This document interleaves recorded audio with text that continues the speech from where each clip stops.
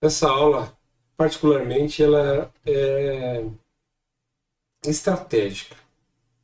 Pode parecer sistema internacional de unidades, só que na hora que vamos fazer o cálculo da incerteza de medição, essa parte ela é importantíssima. Por quê?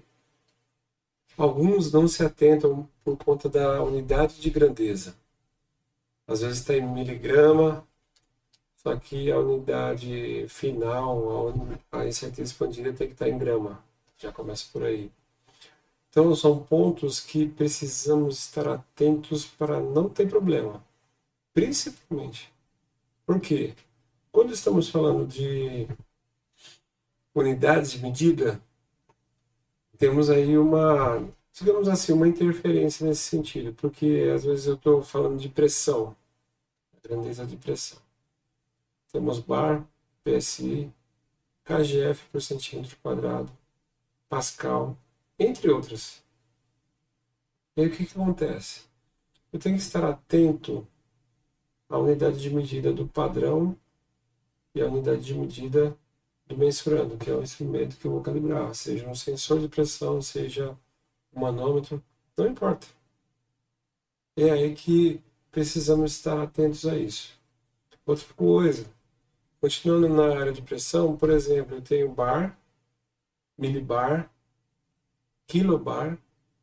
E aí, qual que é a unidade do seu instrumento de medição? Então, nós vamos começar agora. Vamos ao que interessa agora para a gente poder fazer todo esse trabalho, que é o seguinte. Primeiro, quando estamos falando do sistema internacional, nós estamos falando, por exemplo, de uma referência mundial, que é o BIPM, Biro Internacional de Pesos e Medidas, onde a última revisão foi publicada dia 20 de maio de 2019. Particularmente, todas as unidades de grandeza elas não interferem mais na questão de padrão materializado. Tá? Então, uma das últimas grandezas foi a grandeza de massa. Ok? Mas vamos lá. Vamos lá. Eu não vou ficar lendo muito a questão de abrangência do sistema internacional. Eu vou no que mais interessa para nós, que é a questão das unidades de medida. Então, eu só vou deixar claro que eu preciso ter essa questão muito bem apresentada para facilitar o trabalho até de vocês. Aqui o sistema internacional está em vários produtos no mundo. Aqui é um exemplo, mas poderia ser um outro carro, uma outra montadora, não importa. O que importa é que, por exemplo, as grandezas elas estão atreladas ao produto. Muitas das vezes a gente nem conhece. Ou muitas das vezes são feitos testes que nós até desconhecemos. Inclusive, até para a questão de homologação de um produto para colocar no mercado brasileiro, ele passa por diversos testes. E esses testes são utilizados em equipamentos calibrados. Ok? Então, continuando aqui, nós temos no sistema internacional 7 unidades de grandeza base. É a base do sistema internacional. Então, temos aí todas essas daqui, ó, comprimento, massa, tempo, intensidade de corrente elétrica, temperatura termodinâmica, intensidade luminosa e quantidade de matéria. Perceba o seguinte, um outro detalhe muito importante seria a questão da simbologia.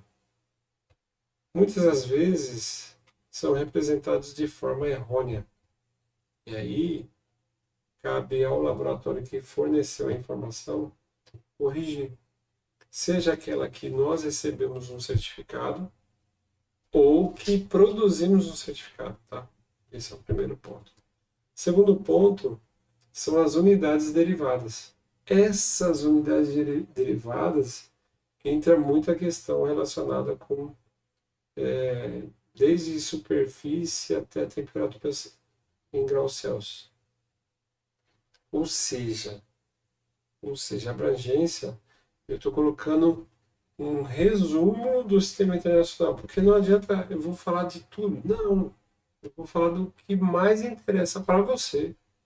Porque o que mais interessa para você, provavelmente, vai ser específico para você.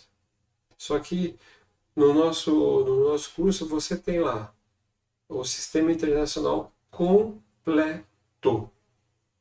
Aqui, o que é mais importante nós absorvermos? Primeiro, as unidades de medida. Já está apresentado aqui.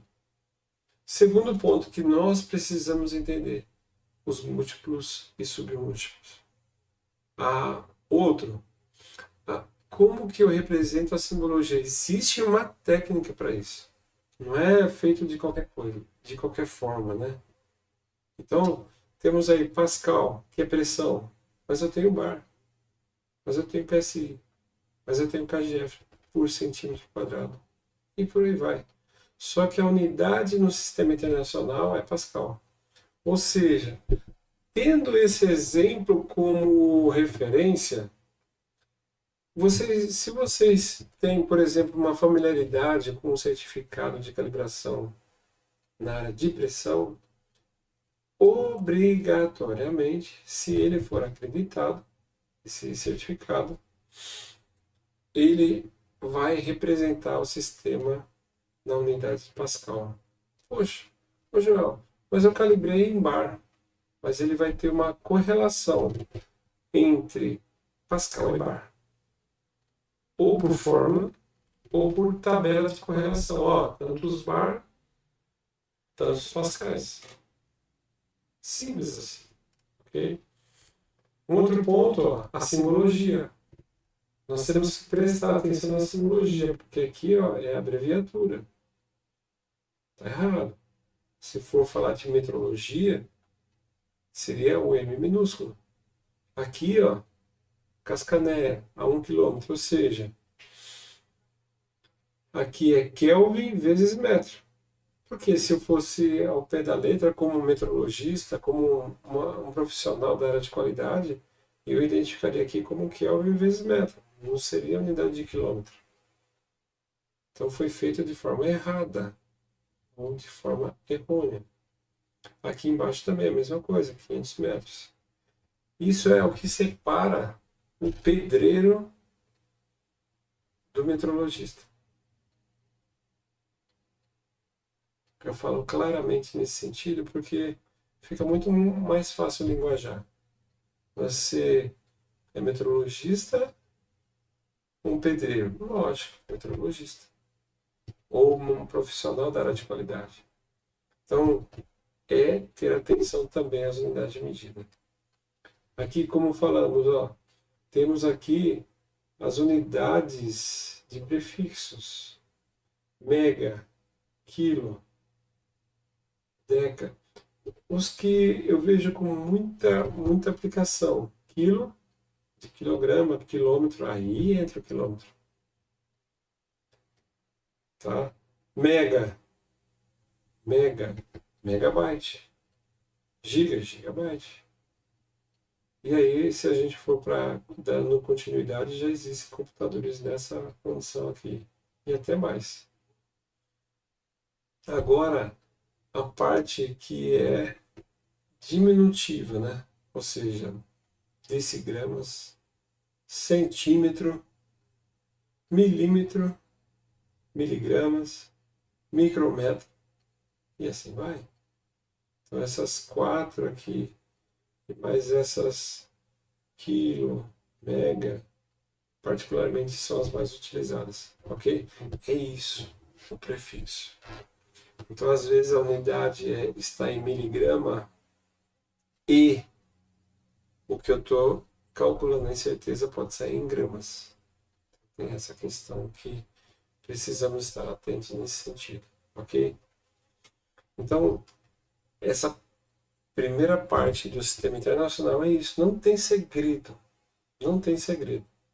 E particularmente eu posso dizer o seguinte, é uma situação bem simples de se resolver e automaticamente, o que acontece? Na hora que eu vou fazer a verificação lá no resultado final, fica muito mais fácil, muito mais prático. Eu não tenho tanta dor de cabeça assim como muitos pensam que existe, ok? E aqui, por final, a rastreabilidade. Esse é um ponto diretamente ligado com o sistema internacional. Por que eu falo isso? Porque ele está diretamente ligado com o resultado. E o resultado começa aqui, ó. Então, normalmente você pode ter um padrão calibrado no RBC, só que a rastreabilidade, ou seja, a medida que o RBC tem, está diretamente ligado ao padrão nacional, que aqui no Brasil, é o Inmetro. Acima do Inmetro estão os padrões internacionais. Particularmente, essa referência facilita com que haja um elo do início da cadeia lá, que é o padrão internacional, que vai dando sequência. Aqui vem o Inmetro, aqui vem todos os laboratórios RBC e RBLE, que às vezes nós temos essas características ainda nas áreas de calibração, de ensaio. Padrões de referência. Muitas das vezes, por exemplo, pode ser aqui um padrão de referência atribuído a um laboratório dentro da empresa. Ou seja, laboratório dentro da empresa? Ou seja, esse laboratório calibra os próprios instrumentos que vão para a máquina, ou seja, os padrões de trabalho. O padrão de trabalho está na máquina, ou no processo, melhor dizendo. Agora, o laboratório interno, ele acaba sendo um padrão de referência para a calibração e destinação do padrão de trabalho. Ou seja, é particularmente assim, obrigatório que o padrão de referência que é calibrado nos instrumentos da empresa sejam rastreáveis ao RBC. Ou seja, sejam calibrados no laboratório acreditado. Esses padrões obrigatoriamente têm que ter essa referência. E também aqui os padrões de referência também estão vinculados para laboratórios prestadores de serviço, que também calibram os padrões RBC. O cuidado que eu falo aqui é basicamente aqui, principalmente para os laboratórios prestadores de serviço que não tem o padrão vinculado com o elo ao RBC. Então, esse é um ponto um pouco delicado no sistema brasileiro, vamos falar assim, no sistema brasileiro de calibração. Tá? Eu já vi coisas do Arco da Velha.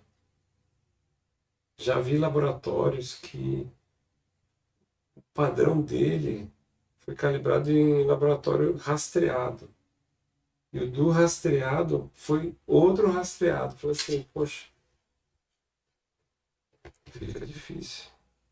Aí o que acontece? As incertezas, elas são herdadas.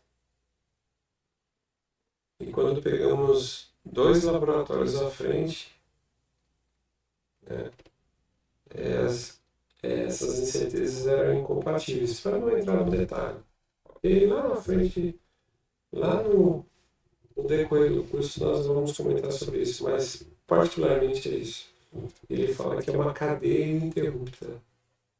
Só que quando o padrão é rastreado, é só rastreado, é calibrado em outro rastreado, eu perco essa cadeia. Muitos vão defender A, B ou C.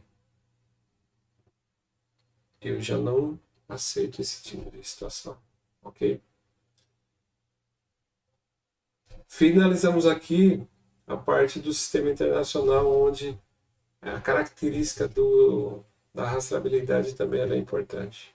Tá? Então, perceba o seguinte, quando você está calibrando, você vai calcular incerteza? Ok. Lembre-se do seguinte, primeiro, a validade do padrão que você está calibrando. Então, a validade no ato da calibração, que seria hoje, por exemplo. A validade tem que ser maior que a data atual. Ou seja, lá na frente, ele vai vencer daqui a 3 meses, ou uma semana, ou um ano. Não importa. Tá ok. Se no momento da calibração, eu vou fazer essa calibração agora, nesse momento, e o padrão está vencido, está errado. É uma conformidade. Ok? Fica aqui o nosso fechamento da aula e nos vemos na próxima aula. Ok? Até mais. Vamos lá.